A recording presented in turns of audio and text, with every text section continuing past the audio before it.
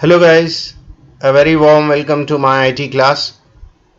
We are going through a series of C++ tutorials. In that one we have started classes and objects. Some concepts already we have discussed in classes and objects. Few more are left. Among them, one is the use of scope resolution operator. Hitherto you have seen I used to define member functions inside the class like this. Say this is what init I have defined here and find area I have defined here. So it is actually not a good programming practice. You know why? It is not a good programming practice. The reason is that when you define member functions inside, by default they will become inline functions. Inline functions. So do you have an idea what an inline function is? An inline function is one which when called expands at the call location itself. What does it mean? Your normal function, you know how it works. Normal function, whenever you define a function, how it works, say there is a main here and you are calling a function, say test, and you have defined test here. Something is there in test. Now when the control comes here, it looks for the call for test. So where the test is defined, there the control goes. It jumps to that location.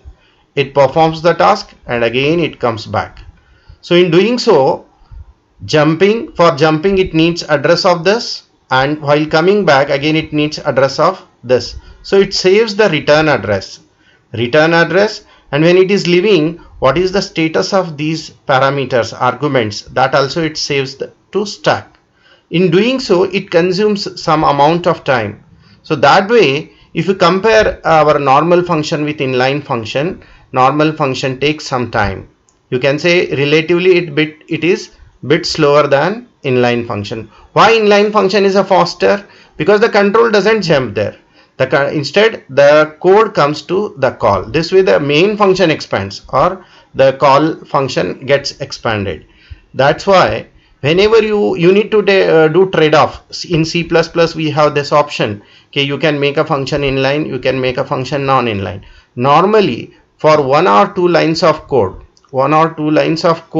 what we do, we define inline functions. When the code has a return statement, it has if else, loops, so many things, then it is not a good thing to make it inline. That's why when we define it inside class, by default they are inline.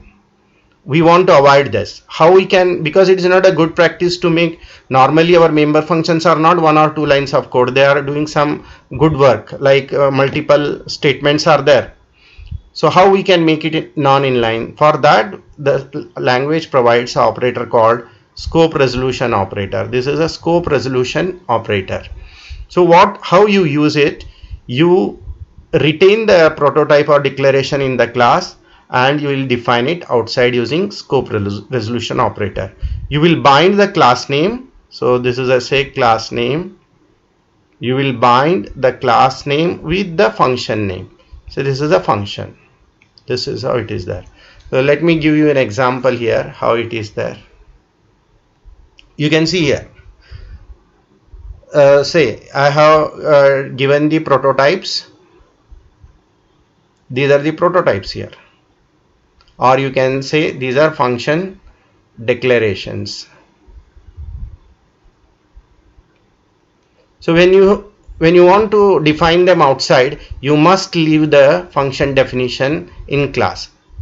Then only it says that this is a member of the class. So now init, is it having a prototype here? Yeah, void init floatx, void init floatx. The prototype is there, and you are using circle. You are binding the name. You are binding the class name here with the function name using scope resolution operator. This is what we call scope resolution operator. This operator, what it does, it binds the method. And this is how you can make a function now non-inline. Non-inline we mean here what? It's a normal function. It works like a normal function. and the same way it is find area is defined here. So I guess the idea is clear how you can make a member function non-inline using scope resolution operator. The other uses of scope resolution operator are, there are different uses. We normally, when we make use of a namespace concept, namespace concept is one where it is used in C++. Namespace is a concept used to resolve naming concepts, resolving name conflicts. For instance, in a house or in a home, we cannot have two persons with the same name. Two persons with same name we cannot have. Say Mr. X. So we cannot have another Mr. X in the same home, in the same family. So that's not possible. Same way, in a program, you have a program now here. In a program, you cannot have two variables with the same name. Say this is one variable, this is another, same name we cannot use. Normally we come across such kind of thing like in ID. Say ID, we have employee ID as well as customer ID. Now for employee also I want to use ID, for customer also I want to use ID. Then what happens now here, if you don't have this namespace concept, there would be a conflict. So what we do here, we define a namespace called employee and we list this ID in that one. Whenever you want employee ID, you can use a scope resolution operator and namespace. Whenever you want a customer ID, namespace, customer, and that scope resolution operator you can use. This is the one way. And the other way is to discriminate local and global variables. Say I have some global variable like this, int x equal to 5. This is a global variable and I have main. And here again another local variable I have, x is equal to 7. So now if you want to discriminate in your program, you can use scope resolution operator. When you bind it with this way, colon x, this way if you use, it represents global. And simply if you say x, it is local. In main it is, I am talking about inside main function.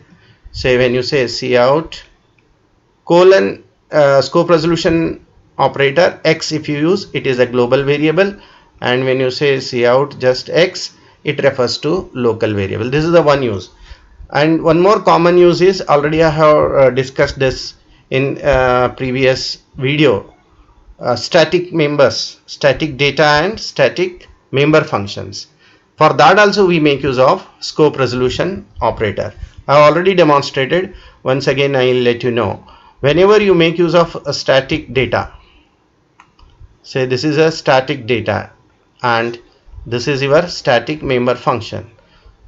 When you define static data or member function, they should be accessed using class name, we have said, because they form class property. Class name we use, and I am using, say it is a private that I cannot use outside the class, but I can use it outside to initialize this static variable. How we do that? Float,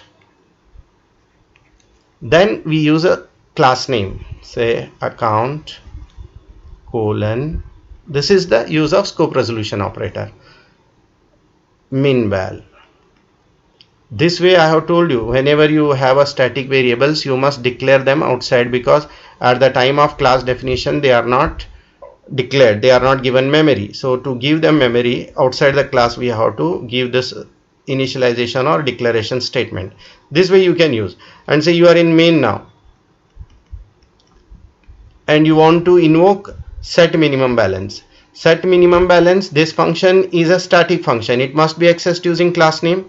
So the class name is account and the scope resolution operator, say set min val. It is here object is not used because it is a static method. It is a static method. It must be invoked with the class name and scope resolution operator. So these are all the uses of scope resolution operator. In a nutshell, I can say one use is to make a member function non-inline. Then we can make use of this scope resolution for naming conflict using namespace. Then again, to resolve conflict between local and global variable when we use the same variable name. And finally, the most commonly used this one application or use of scope resolution operator is to access static data or member function. Hope you understood the use. Thanks for watching the video. Thank you.